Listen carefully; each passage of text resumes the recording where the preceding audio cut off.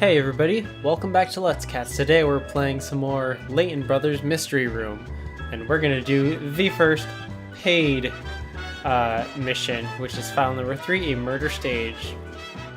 Oh, it's 2 stars, I see.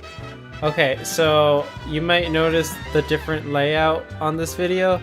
So the device that I used to originally record isn't available right now, and then I tried doing it on my phone and I couldn't record correctly.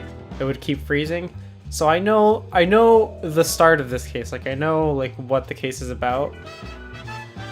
But then I realized, hey, I can just emulate this on my computer and it would probably run a lot faster. And it does. So I'm emulating this. But I still bought all of these missions, so there's nothing, I'm not doing anything wrong here. It's just, look how much cleaner it is. You here, Al?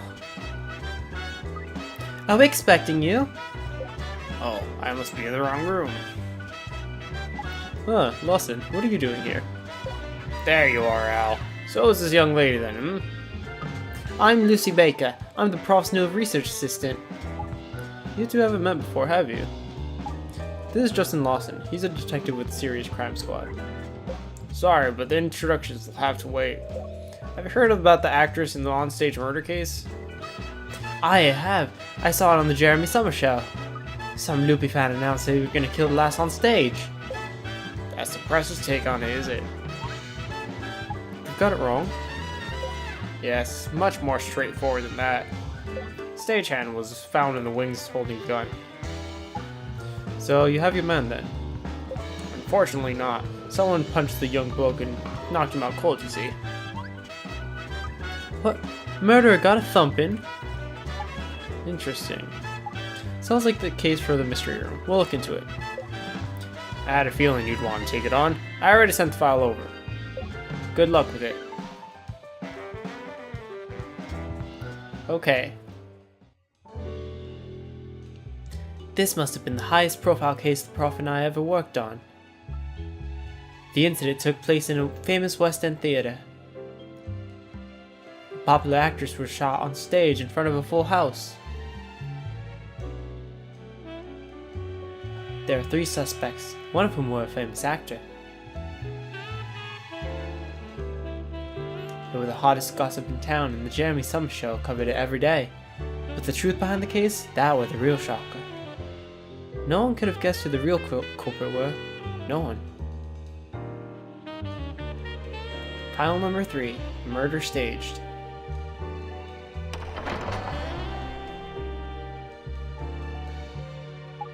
Let's go over the case. The incident took place during a play in which a high-profile actor and actress were starring. The victim was Gloria Blaze, the actress playing the part of the heroine. Her co-star was the popular performer Roscoe Strapping. Turns out the pair were engaged to be married in real life. On the performance's climax the other day, the hero played by Strapping shoots his unfaithful wife, played by Blaze. As the shot goes off, Blaze falls to the floor in a pool of blood. All this was exactly as scripted. Despairing of his actions, the hero leaves the room. As he exits the stage, Strapping collides with a supporting actress by the name of Destiny Knox. Oh, I bet she was having a case of the jitters before her big entrance. Immediately after that, the lights went out. In the pitch black, Blaze cries out for help. As it dawns on the audience that this is not part of the play, another shot rings out in the darkness. No! The stage director hurriedly brings the lights back up, but Blaze is where she lay utterly motionless. Knox runs over her to discover that she's dead. Shot in the dark, eh? Now we have to turn our attention to another involved party, stagehand by the name of Bray Clegg. He was found lying unconscious in the wings, with the murder weapon in his hands. By yak, Prof, that's not more... There's no more incriminating than that, surely? It's far from the conclusive proof that he's a killer, so that information is being kept from the press. Anyway, Clegg claims he was hit by someone while the lights were out. Sounds fishy to me.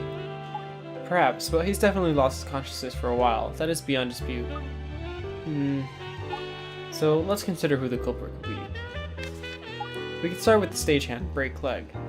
He was found lying unconscious in the wings with the gun that was used in the shooting in his hand. However, he claims someone knocked him unconscious and planted the weapon on him. Going off the evidence we have, he's going to be our #1 suspect, eh? Our next suspect is the play's leading actor, Roscoe Strapping. He exited the stage just before the theater was plunged into darkness. He claims to have been alone in his dressing room when he heard the shot. I wonder. And finally, we have the supporting actress, a Miss Destiny Knox. She was on the stage with the victim when the lights went out. She was also the closest person to the victim when the lights came on again. Though generally regarded as good-looking and competent and up-and-coming talent, there are rumors that she'll stop at nothing to get the part. The one who discovered the body. So those are our 3 suspects. Based on that information, Lucy, who do you think did it? What's your hunch? After you've told me that, we'll start with the actual detective work. It's curtains for whoever did this, Prof. You mark my words. Gonna investigate the crime scene. So, shall we investigate the scene? Yes, we shall.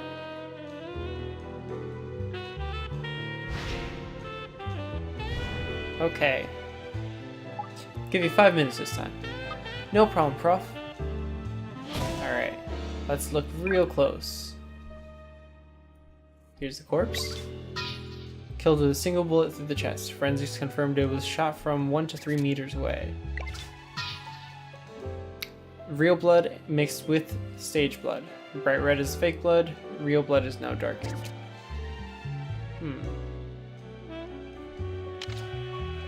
Oh, I guess I should look at position A. Okay. Stage position B. Alright, the strappings section. I didn't actually mean to click on the table and chair. It's a door. Sure is a door. And stage position C. Wait, it says that I'm missing something here. Oh. A typed slip of paper that reads, "You'll pay for betraying me." It's not a prop from the show, and it has a hole in it where the bullet went through. Okay. Interesting. What's this? We're behind the scenes. Oil stains? It was made by a hand, but there's no fingerprints. Ladder that links the 2 levels to the set. Okay. But we can't see above, so it's not really letting us see above. Don't think it came from above. 5 unused bullets in the cylinder. Here's Clegg.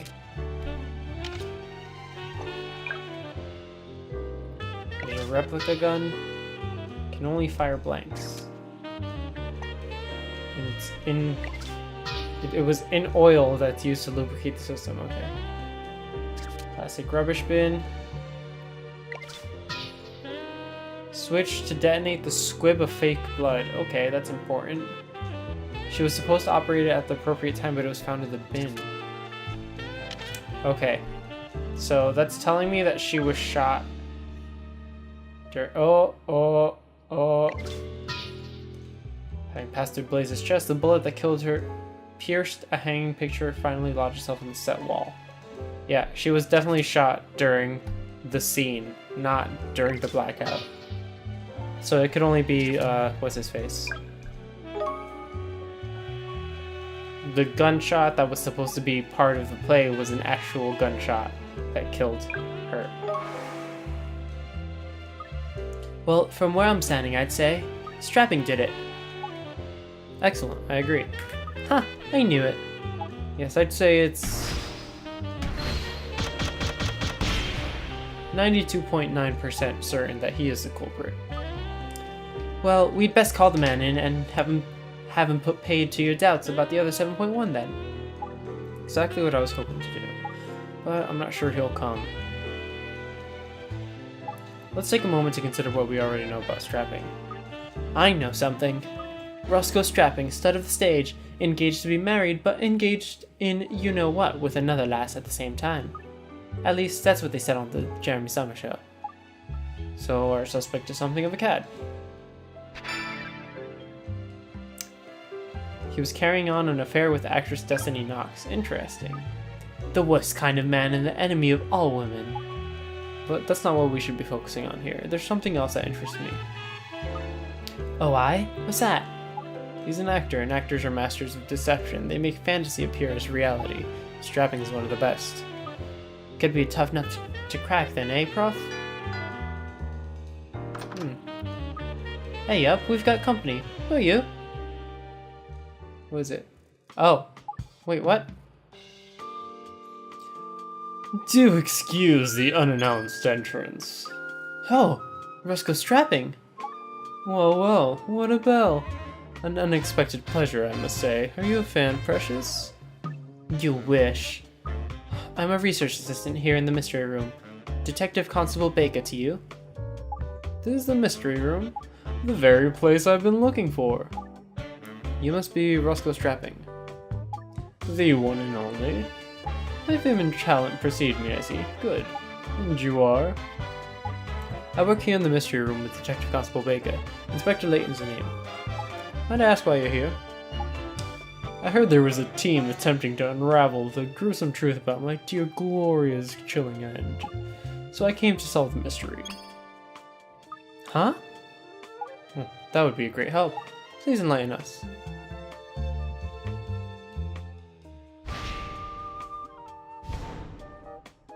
Okay. So, without further ado, I present to you the truth. The identity of the black-hearted miscreant responsible for my late wife-to-be's demise. Bray Clegg, the stagehand. Well, aren't you quite the detective, aren't you, Mr. Strapping? It is an elementary case of deduction, my dear. Firstly, he was crushed by unrequited love. And secondly, the prize simpleton was found holding the murder weapon. Simply following these two lines of investigation leads you directly to the unequivocal truth that my dear Gloria shoved off this mortal coil when Bray Clegg put a bullet through her chest. I see you're fairly fixed on your line of inquiry. Aren't you going to set this upstart straight, Prof? On the contrary, I think Mr. Strapping has some very compelling theories. So, let the investigation begin. He stole the Prof's line. Let's start with the wound. Investigating the wound means checking out the body, right? Would you like a strong man to escort you? I'll be just fine, thank you very much. Well, the body's right here, so... Blaze's dead body, okay. A single shot to the heart from between 1 and 3 meters away, resulting in instant death. Exactly. From the barrel of the very revolver found in Clegg's guilty hand. I'll see that dastard rot in hell. Please, try to remain calm. Let's continue with our investigation, shall we? Of course. Do excuse me. The bullet passed straight through the victim's body. We should be able to find it somewhere on the scene. I hear you, Prof. We're looking for a bullet hole now.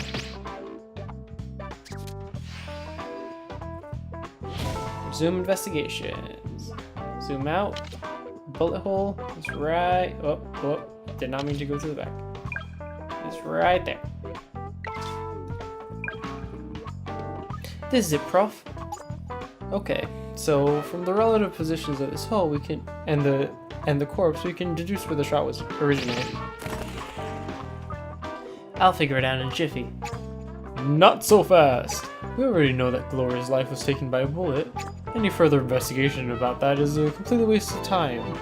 Surely? We're just trying to be thorough. It won't take a moment.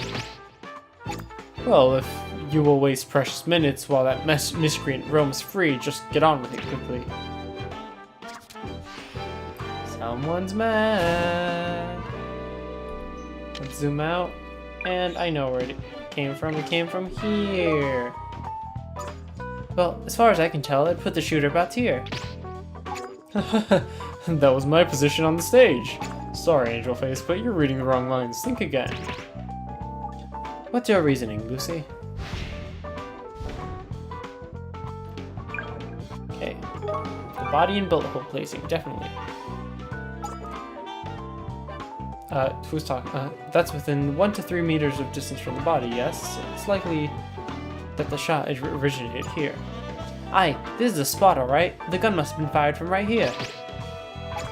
What an extraordinary coincidence, ladies and gents. 1 in a million, the very spot I occupied on stage. Of course, it's of no relevance whatsoever, so I expected this has been an utter waste of time. On the contrary, this is extremely relevant information. Pardon me? When the shot was heard, it was pitch black on stage. Shooting the victim dead with a single bullet in total darkness is bordering on the impossible. Bordering on, perhaps, yet alack, my glorious life was taken with one such miserable slug. Whatever you may say now, nothing can bring my darling back. Oh, fate, you are a cruel mistress indeed. No, very true, nothing will bring Miss Blaze back to life, but the final curtain has already fallen, there's nothing more to say. Okay. Clegg's gun. Hadn't we better look for the gun that Clegg used, eh? An excellent idea, and while you do that, I'll set about finding the way to your heart. Eh? You what?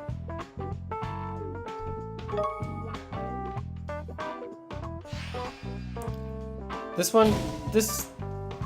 mission is very obvious. I'm kind of surprised. The way he's acting makes it very obvious too. I've got it. This is the murder weapon. Wait, I've got it. The murder weapon. It's this gun, all right. Brava. Brains and beauty. What am I gonna do with you? Give over. I'm no special. The barrel of this very gun carried the bullet that pierced my beloved's heart and stole her from me. When you examine the evidence, that is exactly what you shall find. So now you must ask yourself, what scoundrel was holding the gun? What rogue was holding the gun? Wow. Here he is. Here's Clegg. He's been knocked out while he's still holding the gun. Excellent work, Angel Face. What fantastic eyes you have. Perhaps you'd like to come and work for me as my personal assistant? No thanks. I think I'll pass. Pity. Still, at least we have conclusive proof that Clegg was in possession of the murder weapon. Surely that's more than enough evidence to charge the rapscallion. Let's not forget about one rather crucial thing. Clegg was struck repeatedly in the back of the head. Haha, obviously the boy did that to himself. Let's assume for a moment that Clegg is guilty and that he knocked himself out to avoid suspicion. If that were true, it would be very strange indeed. Do you see why, Lucy? He fell face down? He was hit multiple times. Yes. No. Well, wouldn't it be odd that he would hit so many times from behind instead of just the once? Indeed it would. Stunning, Angel. Simply stunning. Hey, yep, I'm not feeling so sure of myself now that we started waxing lyrical. Good, because there's no reason to assume a single blow would have knocked him out. What are you talking about? However many times he hit himself, it's clearly self-inflicted. It's very hard to believe that's true. There's something far more obvious belying any attempt to look innocent. Lucy, if you were the murderer, what would you do to avert suspicion away from you? He was still holding the gun. Yes? Okay. Well, if I were trying to make it look like I hadn't done it, I'd have chucked the gun away for starters. Exactly. Whatever plot you came up with to divert suspicion from you would not involve holding the gun. No, however you look at it, Clegg would have disposed of the gun before knocking himself out. Tut tut, you make such assumptions without knowing the man. I tell you, he's a fool, a complete imbecile. That's why he didn't have the brains to figure out he should dispose of the gun. It's really quite obvious. I see. Well, there's nothing more we can say on the matter then. Unfortunately not. The man is witless, and that's all there is to it. Get out of my office. I don't like this guy. Well, I think that settles it. Clegg is a killer, there can be no doubt. What planet have you been all this time, eh? Let's recap. The victim, Gloria Blaze, was killed by a single bullet. And the person found holding the gun was none other than Clegg. However, Clegg was hit by someone and knocked unconscious. And he'd been trying to make it look like if he hadn't done it, he'd never have kept hold of the gun. But he's a complete clot. He hasn't the brains to work that out. The other thing we know for certain is where Miss Blaze was shot from. That's where you were standing on the stage during the performance, Mr. Strapping. Yes, by a cruel twist of fate, my beloved seems to have been shot from the very spot where I stood. The problem is in the timing. To shoot someone from anything other than point-blank range in the total darkness is bordering on the impossible. Then it was fluke. This is completely irrelevant. However, never mind all that. I just remember something of vital importance. Oh, what's that then, out of the blue? The death threat. There was a threatening note, was there not? Hey? With that additional evidence, you have no choice but to acknowledge Clegg must be the killer. Seems we have some more investigating to do. Indeed you do. Find that death threat. Now picture the scene. Clegg falls in love with the beautiful Gloria, but his passion is resolutely rejected. Consumed by self-pity and rage, he sends a death threat to the poor, defenseless flower. So as his death threat now, then, eh? Somewhere at the scene of the crime, naturally. One of the detectives who came to the theater told me that. I'm quite sure it's there. But you haven't actually seen it with your own eyes, though. I don't need to see it to know what artless piffle Clegg no doubt came up with. Now go find it. Find the note that contains the incriminating death threat. I wonder if she wrote the death threat and she was planning to give it to him. That's interesting. You'll pay for betraying me, yeah. Yeah, it was probably written by her. Here, Prof, I reckon this must be the death threat, don't you? Excellent work, Lucy. That's for the Prof to decide, Mr. Strapping, not you. You'll pay for betraying me, I see. Isn't it a bit funny it says that? Betraying, I mean. Makes it sound like Clegg and Blaze had a fling or something. Utter tosh. Gloria only had eyes for me. In that case, it seems probable that Mr. Clegg was not the author of the note. That is one possible explanation, yes. So, who were it that Miss Blaze had done the dirty on, then, eh? Of course, it's so obvious. The killer must have been a member of the audience. Gloria had countless fanatical followers. Picture the scene, a fan consumed with jealousy over Gloria's engagement to me. Oh, my poor beloved, how you shook like a little lamb when now you opened one of their tasteless letters. This scrap of paper must have been musing over. This scrap of paper we've been musing over is quite obviously a death threat from this unhinged fan. Interesting. Bayek, Prof, if we have to pull in everyone from the audience for questioning, we'll be here all year. Hey, yep, that's the phone. Excuse me a moment. So, tell me, are you two involved? I beg your pardon? You must be, surely. A true stallion would be sure to get a little frisky cooped up here with such a young filly. If I were her, I would take it as an insult to my femininity that nothing has happened to you. Eh? You're a red-blooded male, aren't you? Mr. Strapping, that were your manager on the phone. There's a famous chap who wants words with you at your office. Good gracious, is that the time? It must be that bore of a £2 billion film I'm supposed to be acting in. Two billion? Naturally, they wanted me as a headliner. What was it now? A pirate film, I think. Well, it sounds very important. You won't want to keep them waiting, I imagine? Well, seeing as we proved who the murderer is, I shall take this opportunity to make my exit. Alright, ta-ta, we'll be seeing you. I'm looking forward to it already, precious. That's DC Baker to you. on, let me close an app real quick. Oh no, no, I'm getting too many messages. It's blocking the thing to close the app. Okay, adieu. Let me close the other app while I'm here. Oh, that man gets right up in my nose. Do you really think you did it? Without a shadow of a doubt. Okay, now my phone is blowing up. We still have a number of riddles. Where did I see multiple? We still have a number of riddles to solve, but he's a very intelligent adversary. Oh, why? Doesn't seem that very sharp to me. He very carefully and deliberately diverts the conversation away from the most crucial point. The most crucial point? What's that then? Whether Blaze was actually shot in the dark or not. She was not. Haha. Haha, I was correct.